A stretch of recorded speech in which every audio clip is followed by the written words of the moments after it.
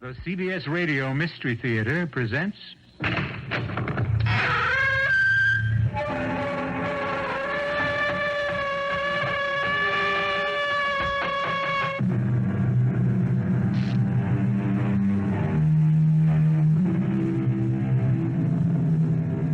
Come in. Welcome. I'm E.G. Marshall. Welcome to the universe of the uncanny, to the land from which no traveler returns, alive or sane.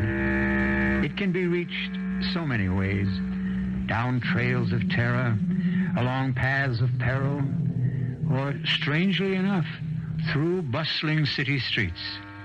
There are no markers that tell you when you cross the frontier of fear. But once you do, there is no mistaking the horror that lies ahead. I suppose I should be frightened by your cheap tricks, whatever you are. But I'm not.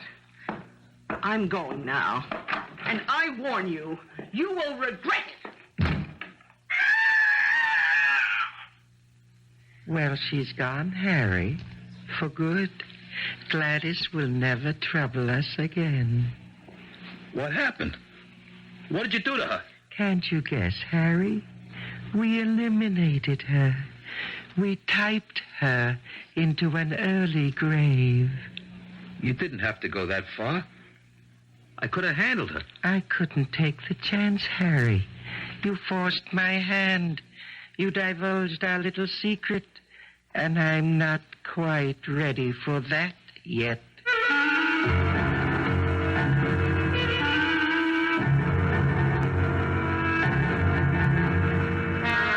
Our mystery drama, The Frontier of Fear, was written especially for the Radio Mystery Theater by Milt Wisoff and stars Jerry Stiller.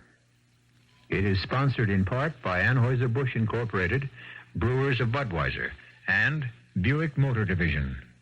I'll be back shortly with Act One.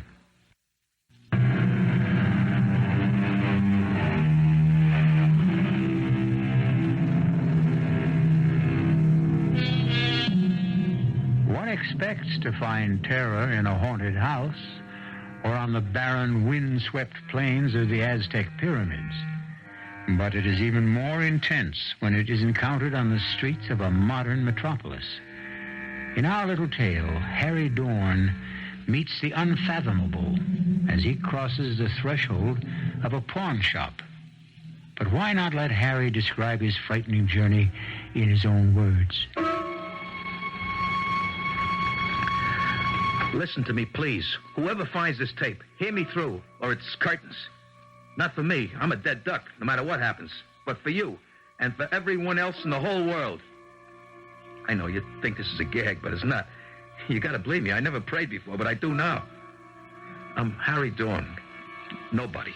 Small-time con man, losing horse player, dead-end Dorn. That's how I think of myself. My life was a series of ups and downs. Mostly downs. But never as down as the day I walked into Flint's pawn shop. That's a good name for him. His heart is made of it. Morning. What can I do for you? Oh, it's you, Harry. Don't get all choked up, Flint. This is no touch. And what have you got in your mind? I don't know. Just dropped in. What do you give me for this? Tell me what it is first. You really don't know? How about that? These are the silks Arcaro rode when he won the Derby on citation. So what? So it's history. Only the creeps like you. Sorry, no sale. Take it for only $25. It's worth a lot more. I'll tell you what I'll do. Pick out anything in that corner, anything, and I'll trade you even. That way nobody loses. But I need eating money, Flint. Take it or leave it. I was going to leave when I heard this voice inside my head, like someone jamming the circuits in my brain. Take the typewriter, Harry. Take the typewriter. It went on in my head, over and over. I was powerless. Take that typewriter, laying there with all that junk. I made the swap, and I walked off with the typewriter. When I got home, I couldn't stand looking at it. It was an absolute piece of junk that couldn't possibly work. Dirty, old, and useless.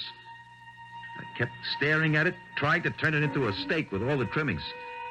And that's when it happened. I found myself putting in a piece of paper, and I began pecking at the keys. Somehow, the typewriter took over. I didn't know how or why, but there I was, typing away. Someone was making my fingers move, making me type out words, sentences. It was weird. I couldn't stop myself. Pretty soon, I was banging away like I knew what I was doing. I looked at what I had typed, and I couldn't believe it. A bunch of dopey poems. I was going to throw them away when the voice I heard at the pawn shop took over again. It planted an idea in my mind. Maybe what I had written was worth something. So I trotted the poems down to a song plugger I know, and he said I was in the wrong place. Take it to Gladys Morgan, a literary agent, he says. Maybe she might dig it. And she did. Mr. Dorn, I'm so delighted you could come. Oh, please have a seat. Now, I've got good news for you. Your book of poems is most enchanting. I'm glad you liked it.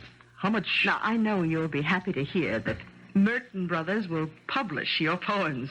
The money, how much do I get and when? Oh, you poets are so impetuous and so direct. Well, I've got a small advance for you. Here. $100? Is that all? That's the best I could get. You know, poetry is a modest market, but there will be more when the book is published and reviewed. $100? I was hoping I'd hit the jackpot. Oh, keep on writing, Harry, and you may. The 100 didn't last long. I paid the rent, had my steak, and I played a few hunches. I stayed away from the typewriter, but when I blew my last $5, I sat down and started to type again. Who knows, I thought. Maybe lightning could strike twice. It wasn't long before the mysterious voice took charge. I typed for days without any rest. I blacked out, and when I came to, there was a pile of pages stacked neatly next to the typewriter. It was a short story, a murder mystery. I read a little bit of it, but it turned my stomach. Too bloody. But I sent it off to Gladys anyhow. I didn't have anything to lose. Guess what? Another sale. And the bread came in like manna from heaven. I was sitting on top of the world until I got a visit. Who's there? Police. What do you want? You Harry Dorn? That's right. Did you write this story? Death on a side street. Sure I did. Anyone says I didn't is a cockeyed liar. How did you tumble on it? I dreamt it up. All of it. Right out of my head. Did you read this morning's paper? Not yet. Why? Take a peek at the headline. Gang chief slain. So what? It happens all the time. Read the story. See if it sounds familiar. You had the guy killed in your story by a mortar shell, right? It's a little weird, but you got to have a gimmick today to sell your stuff. Oh, is that right? Yeah. Well, read the item in the paper. There. See how Esposito was wiped out. A mortar shell. Mm-hmm. Isn't that something? I didn't think those bums could read. So you're claiming they copied it from your novel, huh? Well, what else could it be? We'll find out, Mr. Dorn. We'll find out at headquarters, one way or another.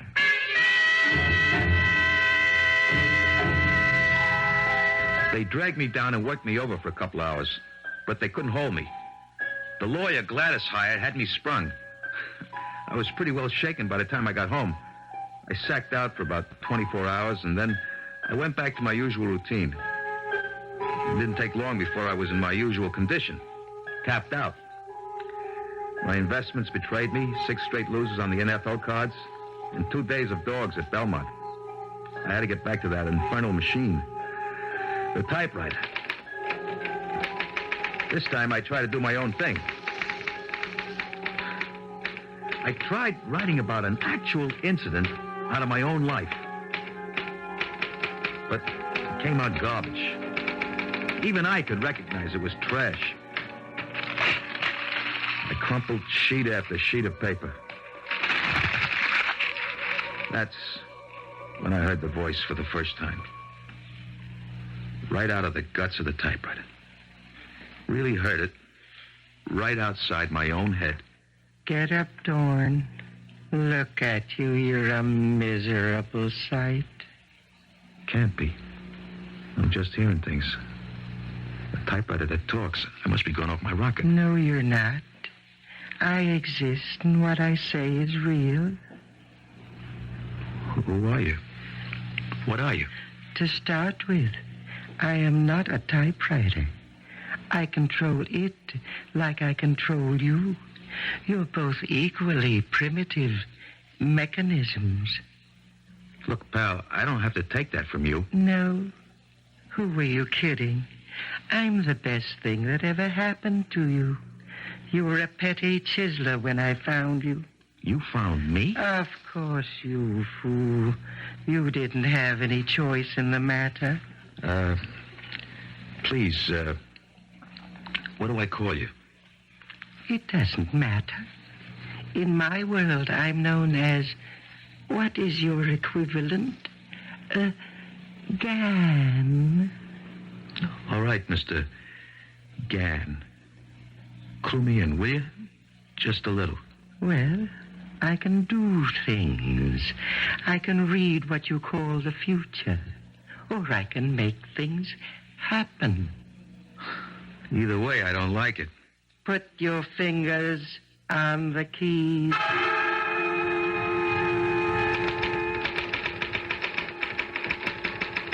This time the story was kind of science fiction.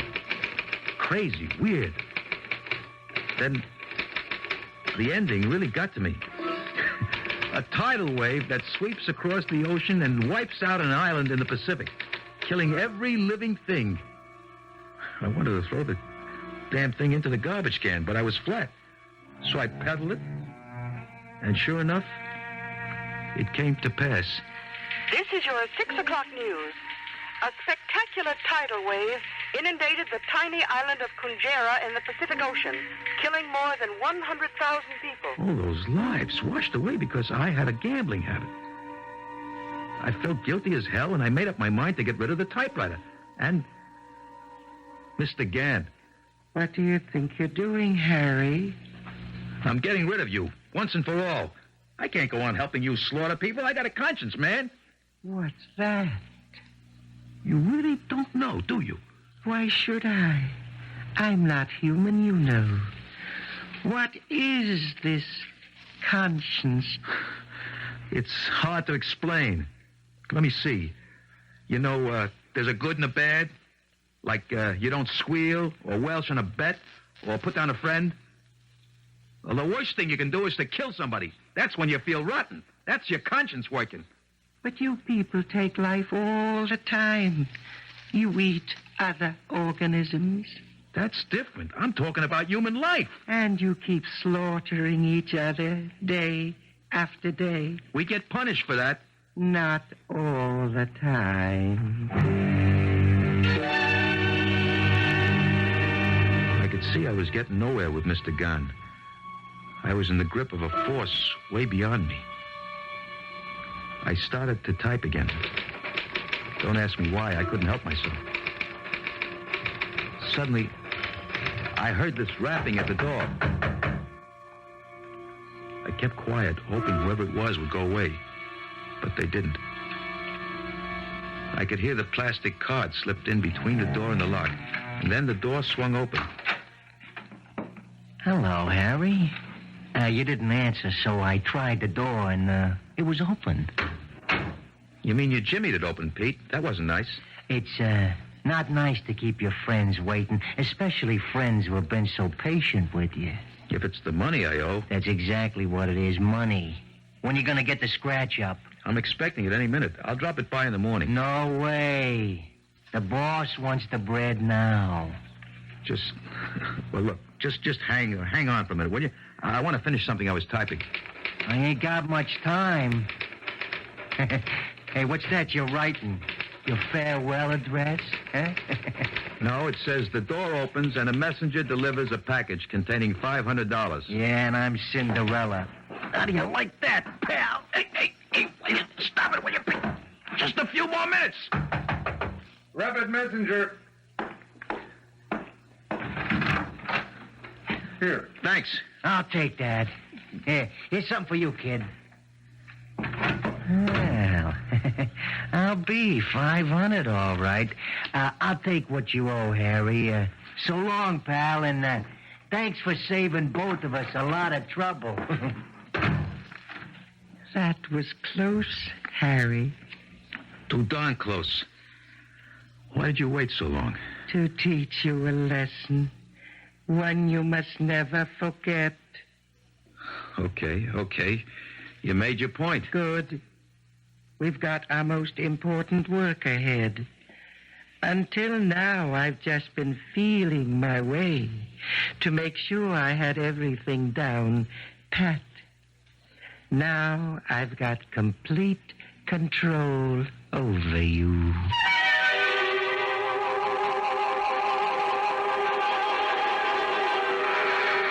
The strange voice that comes to Harry through the ether, or is it inside his head, has displayed its awesome powers. Powers that can reach across time and space, can make or unmake events. But for what purpose? We'll learn more when we return shortly with Act 2.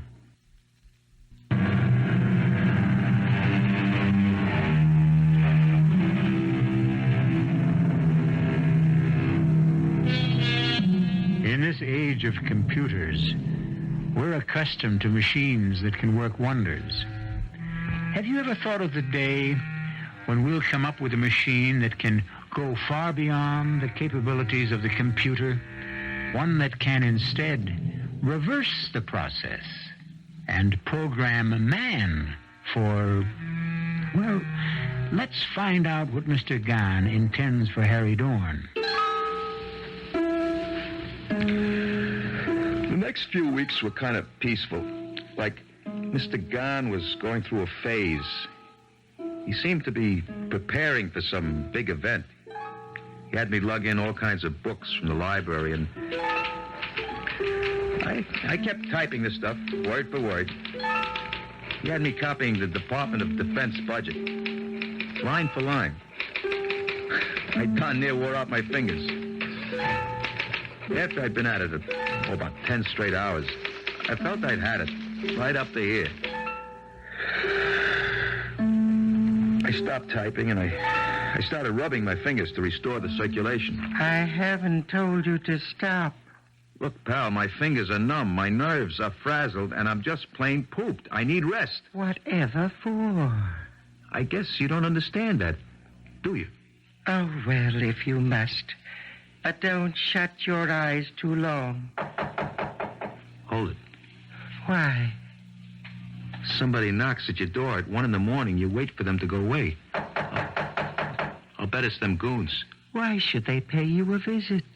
You've cleared your obligation to them, thanks to me. It's Gladys, Harry. Please open the door. I know it's late, but I must talk to you. Okay, just a minute. Oh, thank you.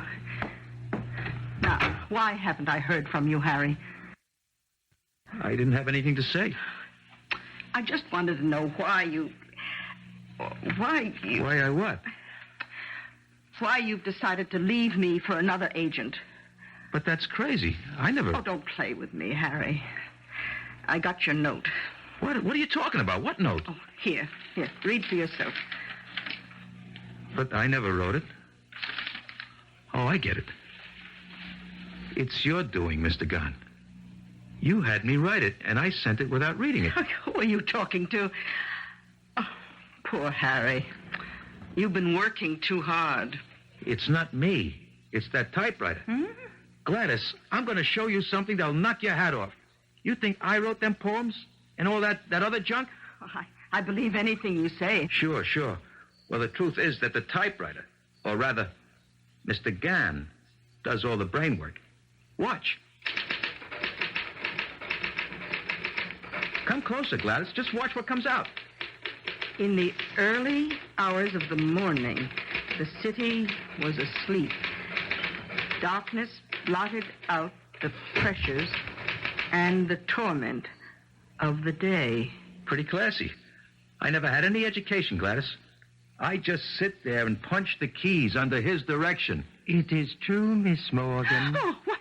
This lame brain would be hard put to write simple declarative sentences by himself, let alone this magnificent output. Well, who are you? What kind of trick is this? No trick, my dear. What Harry told you is absolutely correct. Oh, it's too bad, however. Too bad he insisted on telling you. What are you talking about? Type, Harry. Type until I tell you to stop.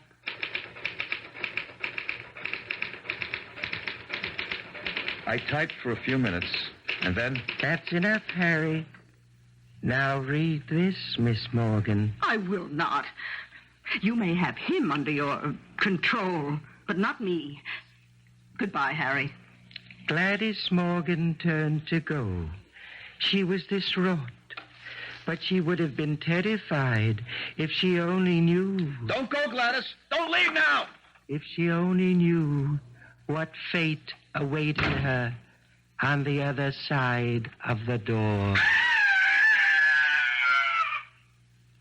Well, she's gone, Harry. Gone for good. Gladys will never trouble us again. What did you do to her? Can't you guess, Harry? We typed her into an early grave. Why did you have to do that? You forced my hand, Harry. You divulged our little secret. And I'm not quite ready for that yet. I fell asleep that morning just as the lights started to come up. I was exhausted. And when I awoke, I poked my head out of the door carefully, not knowing what I'd see. But the scene was the same as usual. The morning paper was waiting. No one had swiped it, even though it was late. It's not in there. What's not in there? How do you know what I'm looking for? If you want to know what happened to Gladys, just ask. Maybe I don't want to know. Maybe last night never happened. Is that you, Gladys? It's the police, Dawn. Open up. Were you expecting Gladys Morgan? Why not? She's my agent. When did you see her last? I don't know. Why? Is it important? Very important. We found her. Dead. Dead? How did it happen? I thought you might know. Me? How would I know? I haven't seen her for days. Okay, Dawn, get your clothes on. All right. I did see her last night, but only for a few minutes. She was okay when she walked out of that door. I think you better come along with me anyhow. Okay. I heard her scream after she left, but when I went out to see her, she was gone. Type, Harry, type. What was that? Who you got here? Nobody. I was just thinking out loud. Can I use the typewriter for a moment? I just got to put one thought down before I forget it. Okay, but hurry it up. The moment was tense, fraught with danger. Then suddenly the phone rang, cutting through the tension like a stiletto. It was news about the corpse. News that established beyond a doubt his innocence. Hello? Who? Yeah, he's here. It's for you, Lieutenant. Yeah, okay. Hello. Mm-hmm. You sure? A full confession? I gave the statement voluntarily, huh? Okay, I'll be down in about 15 minutes. I want to talk to him myself. Bad news, Lieutenant? Not for you. We got a lead on a suspect. Mrs. Morgan's ex-husband. He had motive and opportunity. A cab driver drove him near where we found her body. Then I'm in the clear. So far. But don't try to leave the city until I give you the word. Understand? I wouldn't think of it, Lieutenant. Now say thank you, Harry. Thanks for nothing. You got me into that mess. You owed it to me. I owe you nothing, Harry. Remember that at all times. Well, at least the law's off my back. You seem relieved. Sure, I'm relieved. I'm not in a pokey. You feel relieved, even though you know someone else will suffer for a crime he didn't commit. But I didn't do it either. Of course you didn't, but your information could clear him. What about your precious conscience? I don't want to get mixed up in murder.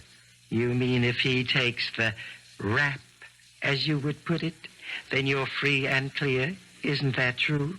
How did I ever get into this fix? Why did I ever walk into that stupid pawn shop? It wasn't a free choice, Harry. I picked you. For what? I asked you that before. What are you going to do with all that information that I've been typing? I've already told you, Harry. You will be the first to know when the time comes.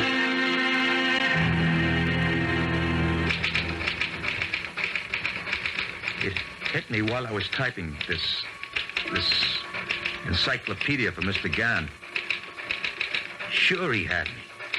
But in a way, I had him too. Somehow, he still needed my muscle power to move the keys. I couldn't figure out why he couldn't do it for himself, since he could do so many other things. But the fact remained, Mr. Gann had no way of moving the keys without me. Quite commendable, Harry. You do have some low cunning. How did you know what I was thinking? I'm in your mind all the time. What is this great inspiration you've had? You ought to know.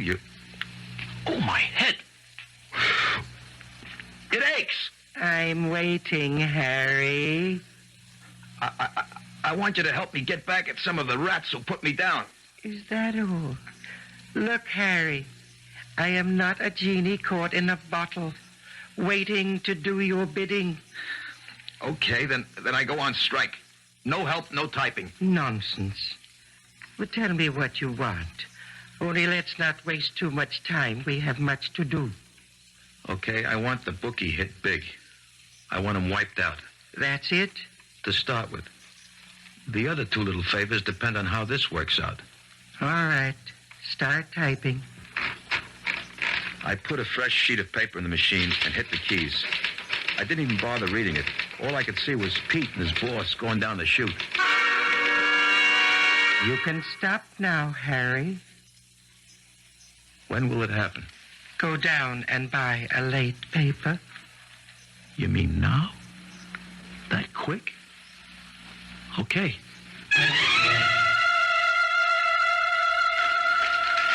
Turn to page 37, Harry. Column 2.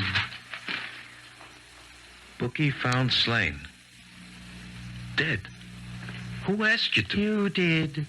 I just wanted them cleaned out, not killed. I just set it in motion. Natural law took over after that. Let's not waste any more time. What are your other two favors? I don't know if I still want them. Not if they end this way. They don't have to. Tell me what you want, or back to the typewriter. Don't rush me. Let me think. Okay, here they are. I want my old man to retire. He's worked hard all his life, and I'd like to see him stop. His pension doesn't start for 3 years more. Make it due now. And the other favor? My sister, she's had it pretty tough. She and her husband are just making it. It's hard on the kids. I want her to come in to some bread, enough to make life easier for them. Done and done. Just hit the typewriter, Harry. All the time I was typing, I felt myself pulling back, trying to make my fingers stop. Somehow, some way, I knew what I was doing was wrong. Hello? Yeah, it's me. What's that? No, I can't believe it. A heart attack? How did it happen? Well, how's he doing now? I see. He'll pull through, but he'll never be able to work again? Yeah, I'll meet you at the hospital in about 15 minutes. Goodbye. You murderer! You can't do anything good if you try! I just set the wheels in motion, Harry. I don't steer the vehicle. Call off the other favor. I don't want your help anymore for anything. It's too late, Harry. Read what you've typed. On the way home from work, George Masters was mugged in a subway passageway. He died of wounds received in the struggle. You swine, you... His wife was the sole beneficiary of a $100,000 life insurance policy. There you are, Harry. All taken care of. Now back to the typewriter, or I'll be forced to take care of you.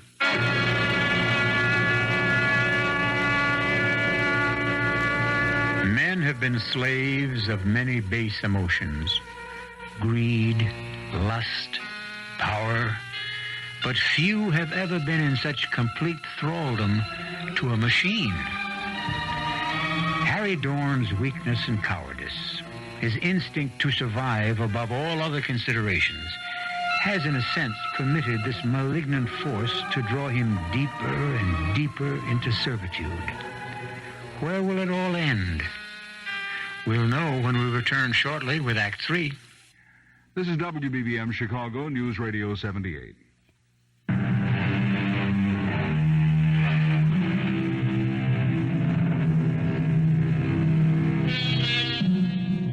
Man is such an imperfect vessel.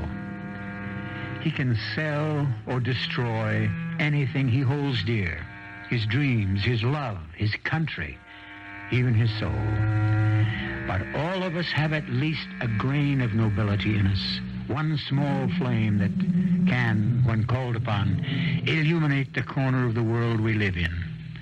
Even so base and useless a man as Harry Dorn cannot extinguish this frail light. I was getting in deeper and deeper. I was losing almost all control over myself, my actions. The worst of it was that I didn't know what Mr. Gahn was up to, but I knew somehow it would end in disaster. I think I've indulged you long enough. Sit down and start typing. Why should I? Because I ordered you to do so. Who cares about your... Oh, my head. Sit down, Harry. I can't. My head aches. How about that? It's gone. I feel great. Say, did you do that? Of course. Now will you sit down? I can reward or punish you. That's the free choice you have. Type or suffer. What would you do? Take the carrot instead of the stick? Well, that's what I did, too. So, I started to type. And this time, it was for keeps. No poems or novels, but some kind of crazy technical thing. Pages and pages and pages. I worked day and night, hardly stopping for food or rest. I kept at it until I blacked out. And when I awoke, I was sitting at the table, my head on the typewriter. It's about time you woke up. You certainly are a strange mechanism. You suffer things like fatigue, hunger. Every machine needs rest, lubrication. I need something to eat and a beer. All right. But get back as soon as you can. Sure. But what do I use for dough? Money. I need it to buy things. Type me a few winners. Type you what? A few winners. Give me the results of today's races now. Now bet them. That will give me the money I need. Okay. Sit down. I typed the results of the 5th and 6th races at Aqueduct.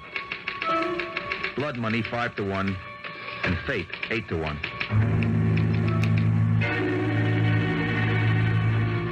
You win again, Harry. Fate 17-2. Not bad. Who tipped you? I can't divulge my source, but just remember, this is only the beginning. Sure, Harry, sure. I dig, yeah. I'll be back tomorrow for more action. Anytime, kid. You're hot. And you know what they say? When you're hot, you're hot. Go for broke. Not this time. I got it all psyched out. A new system they can't miss. Yeah, and I'm going to be Miss America this year. Wait and see, wise guy. Wait and see. It's about time you got back. What am I supposed to do? Punch a time clock? Count your blessings. I came back at all. Oh, I wasn't worried about that for a moment. Now, shall we do a little work? Why not? You give a little, I give a little. Start typing, Harry. I typed through the night. By the time the sun started to come through, I had piled up a ton of paper. It's a lucky thing the pages were numbered. Otherwise, I'd never know how to put it all together. We're not through yet, Harry. We are for now. I need a little shut-eye, and then I'll be set again. Oh, very well. But don't take too long. Don't worry. I'll set the alarm to make sure. I'm happy you decided to cooperate. What is this stuff I'm typing? Sounds screwy. Disintegrator and assembly unit. Interspatial disturber unit. Sounds like some kind of invention. You could describe it that way. Who cares? Oh, before I forget, type me out the winners for tomorrow. I mean today. I'm going to show them what Harry Dawn is made out of. I shouldn't think you'd want to do that.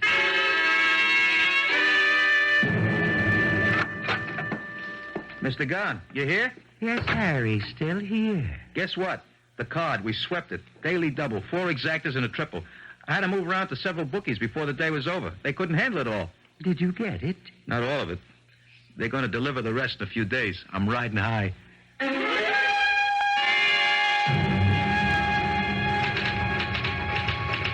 Next day, I was even feeling kindly to Mr. Gahn. I got to the table early and typed away all day. I figured I could skip the races for a few days until Pete paid me off. I was ready to fall apart when Mr. Gahn threw in the sponge. That's it, Harry. Don't tell me you're tired. Certainly not. I don't even know what the concept means. It's just that this phase of the operation is over. Great. Now I can ball it up. Is there anything else I can do for you before I hit the town? As a matter of fact, there is. Just type up a few labels. Sure. It's the least I can do. Then assemble the copies of the manuscript and mail them out. Consider it done. Now, let me have the label copy.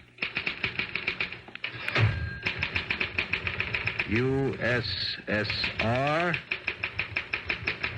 People's Republic of China, France, UAR. What the hell is this all about? Agents in all those countries? Yes, Harry. Agents of destruction. What are you talking about? I told you you'd be the first one to know. Know what? Do you remember all the reference material you typed? How can I forget? That was for evaluation purposes. I don't get it. We were evaluating whether your species should continue or whether you represented a menace to the galaxy. And how do we make out? Badly. The decision was to eliminate you. You can't do that. We're not going to do that. You are going to do that yourselves. You see, the manuscript you typed is a scientific textbook for weapons beyond your small scientific store of knowledge.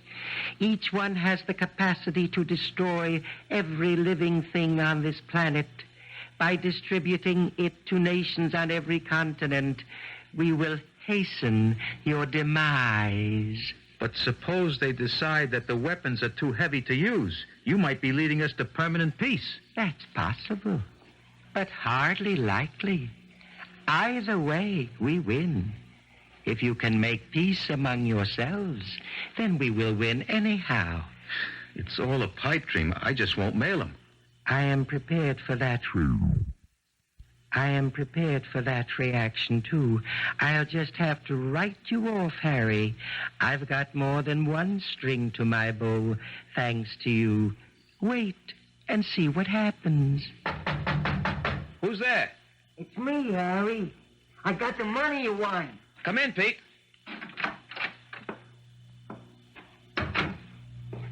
It's about time. I've been waiting for the dough. Give it to me. Here it is, kid. 3 big ones.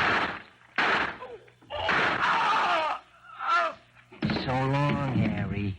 I hated to do that, but it was you or me, and I like me better. You haven't won yet, Mr. Gunn? Who are you talking to? Get out now, Pete. While you can. Please pay attention. What's going on? Who is that? I'm getting out of here. There is $1,000 underneath the envelopes on the end table. Mail the envelopes and the money is yours. What? There will be another $1,000 waiting for you when you return with the postal receipts. A grand?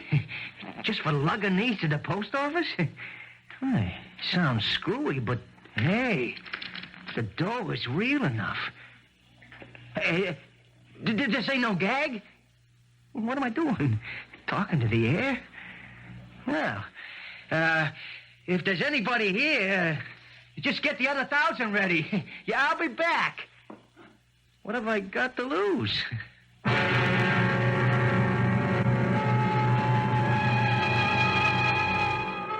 Harry Dorn gave his life in what was perhaps the first unselfish action of his miserable existence.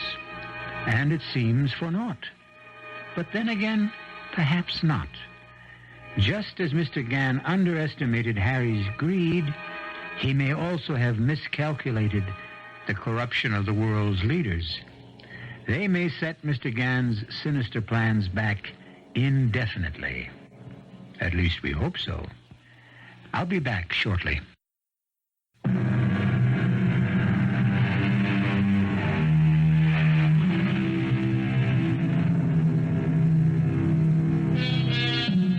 And so we close our tale of terror. The path that took Harry Dorn across the frontier of fear was a costly one for him. He paid for his moment of greed with his life. But in the final analysis, Harry was only a straw in the wind. His entrances and exits are over. But what of us, the human race? Our cast included Jerry Stiller, Paul Tripp, Bryna Raeburn, and Bob Kaliban. The entire production was under the direction of Hyman Brown. Now, a preview of our next tale. It's a matter of life and death. Life and death? Whose? Yours, I'm afraid.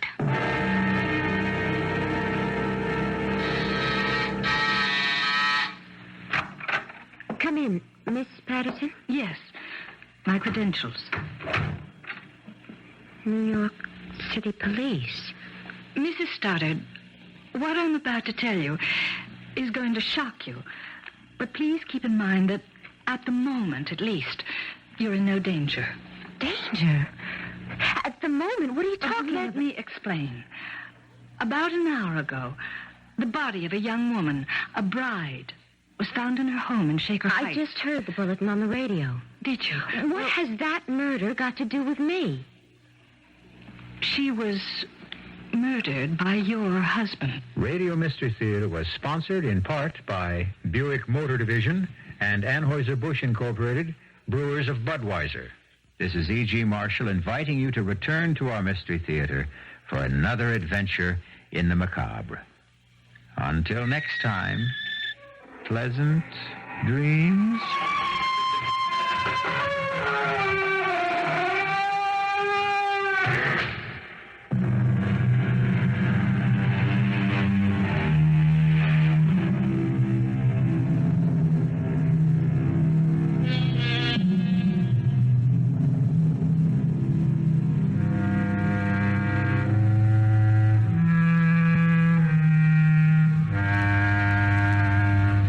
CBS News is next on WBBM Chicago.